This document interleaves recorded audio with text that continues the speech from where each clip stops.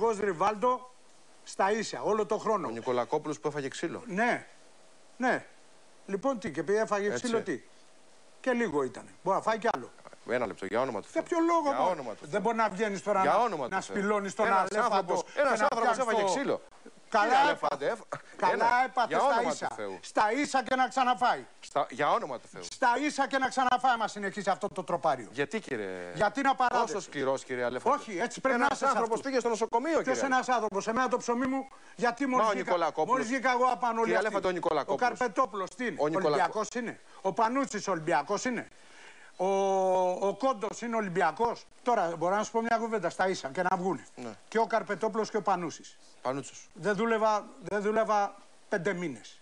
Πόσες φορές ήρθαν στον Πανελλήνιο και φάγανε και μπιφτέκια και μπύρες και όλα. Δεν άντεξα στο τέλος. Τους τα κεράσατε όταν ήταν μπατήριδες, ναι.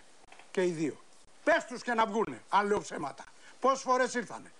Εγώ δεν τρώω ποτέ κρέατα και τέτοια. Το ξέρω. Και ερχόντουσαν.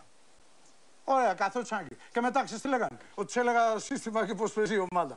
Με κεφτέδες και τα λοιπά. Τρώγαν αυτοί. Όχι εγώ. Το έχουν πει αυτοί. Λοιπόν, εγώ με συγχωρείς.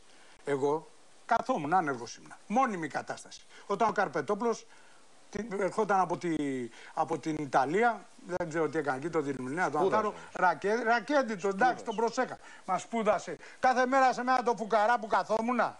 Και τώρα μου λες, μου έκανες σκεφτέδες. Ας βγει αύριο να το διαψεύσει. Και αυτός και ο Πανούσης.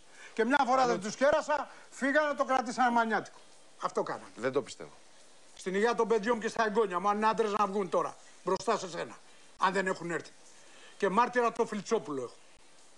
Το Φιλτσόπουλο, τον ξέρεις, τον δημοσιογράφο, τον Άλκη. Τον Άλκη του Φιλτσόπουλο. Ναι, να είναι άντρας και να βγει κι αυτός τώρα. Εγώ θεωρώ ένα πράγμα. Στην υγεία των παιδιών μου και στα εγγόνια μου. Τώρα το λέω δημόσια γιατί με έφερες μέχρι εδώ. Να ξέρεις τι γίνεται στη δημοσιογραφία. Να ξέρεις τι γίνεται. Και δεν είναι έτσι. Πάνε μόλις φτιάχνονται, φάγανε, κάνα, έπιανε ο Αλέφαντος. Λοιπόν, θέλω να δούμε.